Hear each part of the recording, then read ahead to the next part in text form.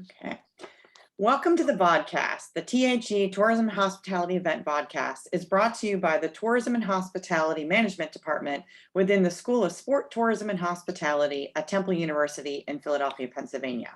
The purpose of the Vodcast is to give our students a look into the tourism, hospitality, and event industries and the challenges and victories happening within our industries currently.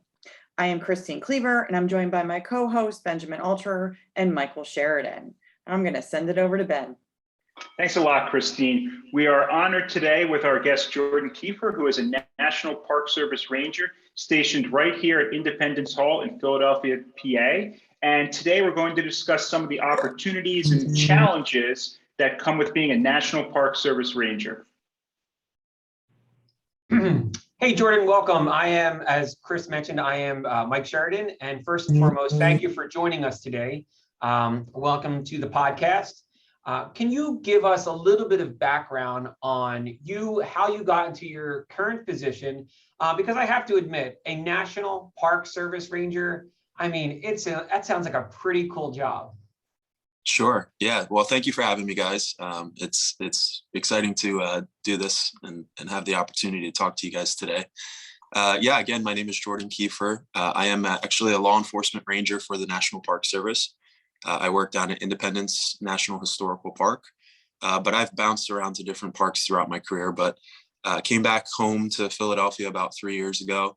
And that's one of the cool things about the Park Service is that we get to move around and work in all these different kinds of parks and urban settings and, the big Western parks that everybody knows about, and then all the random ones that are in between. So I actually got my start in my career through Temple. When I was a Temple student, I was a criminal justice undergrad. And I joined an internship program that's exclusively offered at Temple University called the Pro Ranger program. Basically what Pro Ranger did for me was they offered me paid internships during my summer, 2 summers actually. And then the program sent me to Temple University, the law enforcement park ranger academy over at Temple Ambler, which was a really great opportunity because they paid for that, which a lot of people who, have to go through a law enforcement academy have to pay their own way through. So not only did the program set me up with 2 really awesome internships in 2 really different national parks and get me some really great experience during my summers when I was a student, but having the law enforcement academy at Temple Ambler was a really awesome opportunity. After that, the program then found me my first permanent job as a law enforcement ranger with the Park Service. And that was actually at a park down in West Virginia called Harpers Ferry National Historical Park. It's actually in all 3 states. It's in West Virginia, Maryland, and Virginia. And it was a great fit for me. It wasn't too far from home here in Philadelphia. So I spent about 3.5 years down there and then had the opportunity to come back up here and work at Independence. Bounced around to a couple different places in between, working all kinds of different, special events and natural disasters and getting sent out to trainings at different parks all across the country. So it's just been a really, really awesome opportunity. And I'm about 7 years in now. And I wouldn't trade it for just about anything else. So that's pretty interesting. In 7 years, it sounds like you've experienced not only a lot of various destinations, but even within the destinations, a variety of different types of events, opportunities, and responsibilities. Yeah, absolutely. The Park Service are very diverse. We've got over 400 national parks, 1 in every single state at this point. And any number of things can happen in these parks. Down in Independence, we're in the middle of a city. So we deal with all of the special events that come through Old City, and there's the bars and the restaurants and the regular tourists that come through. And obviously the big thing for us is 4th of July every year, but we get all kinds of special events. And then you go to some other parks. I got the chance to go do some training down in Florida. So I actually worked in the Everglades and Biscayne. national parks, which are two just really incredible places. Obviously, the Everglades is one of a kind, and it's just a whole different ball game down there. You're dealing with people from Florida who are, really interesting people and a lot different than Philadelphia. But just the resources themselves, I had primarily worked in historical parks, so interpreting more cultural resources at these parks like Harper's Ferry and Independence, versus going down to Florida where it's all natural resources. It's all about the different plants and animals that are in the park down there and how we can protect those. And so I spent every day just going out on boats, patrolling different areas of the park, driving the main park road, talking to tourists and trying to interpret the natural resources down there. So yeah, just bouncing around to different places, get a really awesome chance to see a lot of different things and meet different people. And yeah, it's a really, really fun time. That sounds awesome, Jordan. So you mentioned a lot of different things that you've done, but on a day-to-day basis, working up here, and I guess this is kind of a three-part question. On a day-to-day basis, working up here in Philly, I mean, what does like an average day look like? Also, one of the things that I'll talk to my students about is when you think about your career once you get out of Temple, is about benefits. What are those things that come plus salary? So could you address that? And then finally, as a big fan of our national parks, I've been very interested in kind of some of the popularity of a lot of our parks is exploding, and there's been issues of overcrowding. So I'm just kind of interested what your thoughts on that are as well. Sure. So yeah, a couple things there. The first, a typical day is hard to describe, really. In the law enforcement world, we take calls for service, and those calls can be any number. And like I said, being down in a major city, in Old City, Philadelphia, we get the tourists that come through the park. Those people aren't from here. They don't know the area.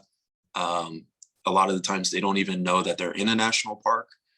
They just think they're in Philadelphia, right? So they're surprised when they come across Park Service Rangers, and especially law enforcement Park Service Rangers. A lot of people don't even know there is law enforcement in the Park Service. We also do emergency medical services. So we partner with the Philadelphia Fire Department, and we deal with all kinds of different, medicals, from, the average visitors to the homeless that are in the area, and all that kind of stuff as well. So, every day we have our typical kind of responsibilities of opening and closing the park and, running the tours and staffing the visitor center desks and things like that. And just walking around and patrolling and, interpreting the resources, to the visiting public. But those calls for service can be, any number of things. And that changes depending on what park you're in. Some parks, they might not get quite as many law enforcement contacts, but, here in the city, we're pretty busy. So I'm sorry, can you go with your second question again? Yeah, one of the things I'll tell my students is that, salary is really important for the job, but you also want to think about benefits. And I've always, I've come to realize that working for the government, for example, there are some really incredible benefits that you can get on top of salary. And then the third part of it was just kind of the overcrowding that we've seen in some of the national parks, and just kind of your thoughts on that. Right. Yeah. So salary and benefits are great. I mean, it's a federal government position. You can actually look that up online. You can see exactly how much I make. It's the government pay scale. It's public knowledge. And the benefits are fantastic. So in my law enforcement position, I get 20-year retirement, which literally means I only have to work 20 years. And then I get my pension. I'm not going to be able to retire in 20 years. Let's be honest. I'm probably going to have to continue working or get a second job. But that's there because it's a law enforcement position, and it's what we call arduous position. You can only do it for so long. But the benefits as well, health insurance, dental, vision, life insurance, all those kinds of things. Federal government takes pretty good care of their employees. And there's a lot of new things coming down the line as well with, paid family leave and things like that. So federal government, any government position for that matter, the benefits are great, and you might make out better than the private sector. In terms of overcrowding, that's been an issue that the Park Service has been dealing with for quite some time, but especially the last 2 years with COVID. A lot of people would think that people stayed at home, people didn't come to the national parks because of COVID. But we actually, in a lot of places, we actually saw the opposite of that. We saw a lot of people, especially the locals, coming out and using the parks like never before. And a lot of it was people just trying to enjoy open air green spaces. Independence is actually one of the only open air green spaces that we have in that part of the city, in Old City and Society Hill. We own the Independence Mall, Washington Square, and the couple of blocks that go east of Independence Hall as well.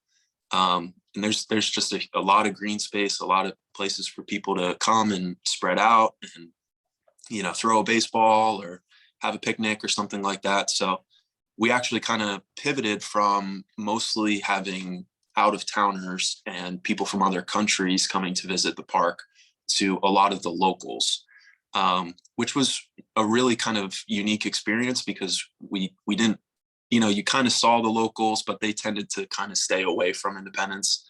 I joke with people all the time, people who have lived in Philadelphia their whole life and they've never come down to see Independence Hall or the Liberty Bell. Well, a lot of those people did in the last couple of years. So that's a really cool thing. And I think it's reconnected people from Philadelphia to what we have in the park and what we can offer. But the flip side of that is our visitation has remained consistent, if not has gone up. And a lot of parks are dealing with that, especially some of the bigger parks out west. They're getting to the point where they're instituting different kinds of fee programs, permit programs to even hike certain trails. You have to get a permit. There's images of, lines at entrance stations that are miles long, people waiting several hours just to get into the entrance of the park. Park shuttle buses that, people park in the visitor center parking lot and they take these shuttle buses to different trails and things like that in some of these bigger parks. And, some of the buses are just completely overrun. So, depending on where you're at, a lot of parks are dealing with these issues. And, I think the permit system is probably the best way to go. Because at the very least, it lets people know when they can come.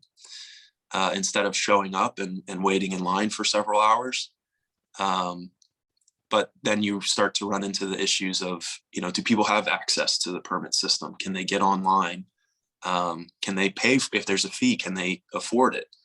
So you start running into accessibility issues and fairness issues as well. So yeah, it's a major problem for the Park Service, and there's a lot of different ways to approach it. I don't see it changing anytime soon. I think the parks are just going to get more and more popular, especially as people tend to, we've seen a lot of people moving to major metropolitan areas. And I think people are starting to really value open green spaces more than ever before. So I think especially the urban parks, we're going to continue to see a rise in visitation. And as we start to welcome more of our regular visitation back, kind of this after pandemic situation, we're going to now have those locals and our regular visitation. So it's going to continue to be a challenge for us, but that's part of the fun, is trying to figure out how we can manage all the visitors and even deal with like the simple kind of infrastructure things of like, where does everybody go to the bathroom? Where does everybody park? How many people can we fit on a bus? How many people can we give a tour to Independence Hall to at one time? So yeah, it's some interesting questions, and that was kind of a long answer to your question there, but. Jordan, that was actually awesome, because that actually parlayed into the question I was going to ask, and you actually answered it, which was awesome, because you showcased, as we know, during COVID, it's been hard for our industry, tourism, hospitality, events across the board. But you showcased some ways, some challenges that the Park Service faced, and then how they're working to make them into successes. Like you said, most people who lived in Philadelphia didn't ever go to Independence National Park, which I can't believe. It's true. Yeah. We had convocation for our freshmen this year, and I was very impressed. We asked them where the Liberty Bell was located, and about 90% of them got it correct. So I was pretty excited about that, and we were encouraging them to go.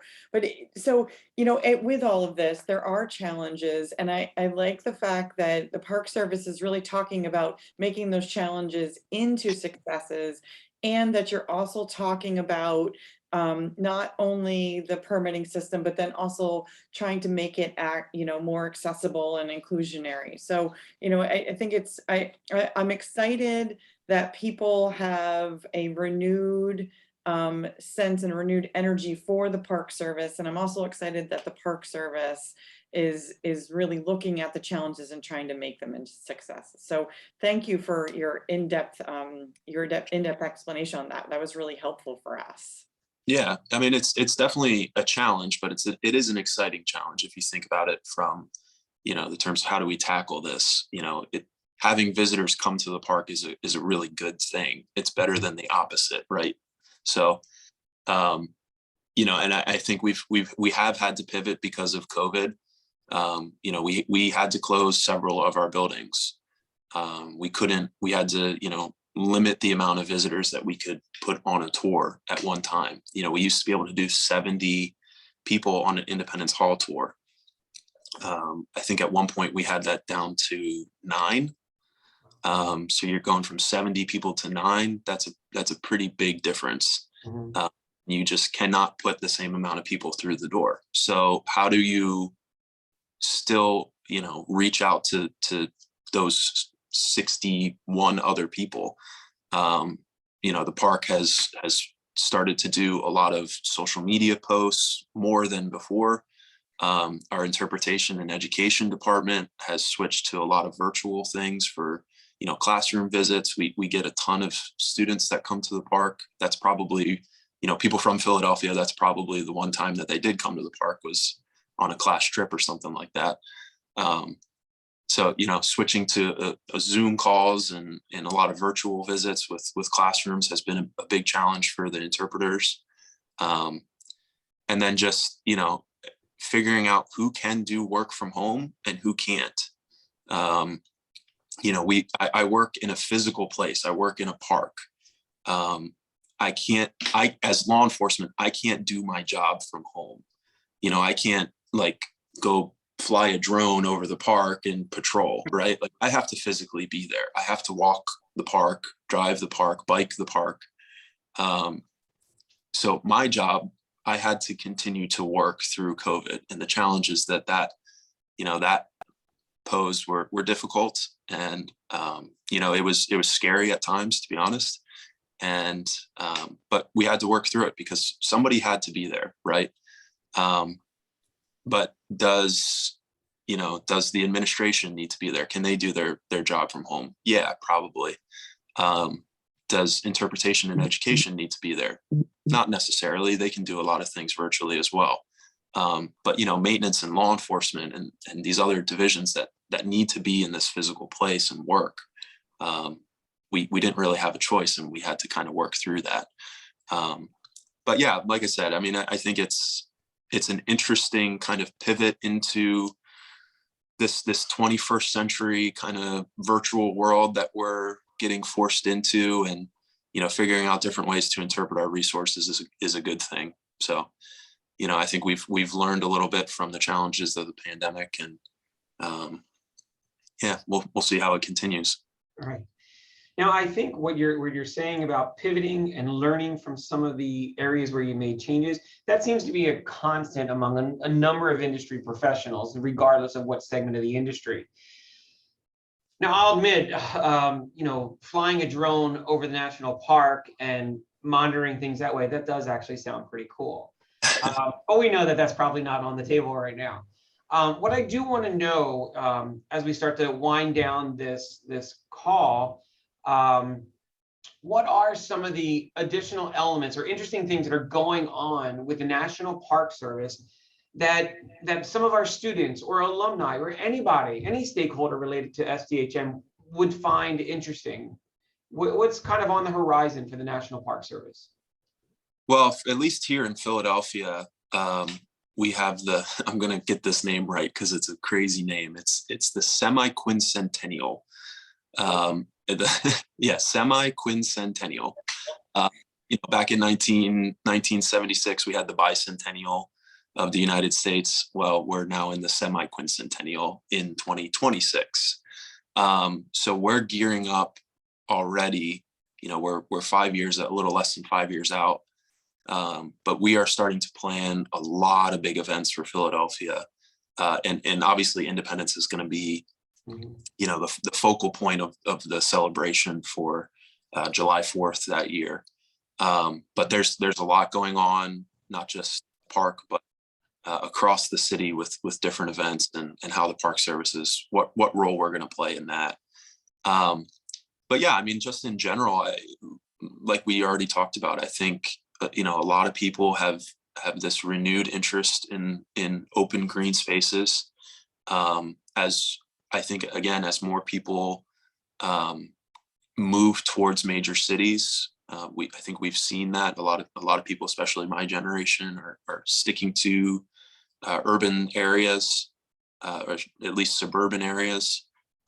They're starting to appreciate the parks that are a little bit further out from these urban settings, and places that are drivable for the day.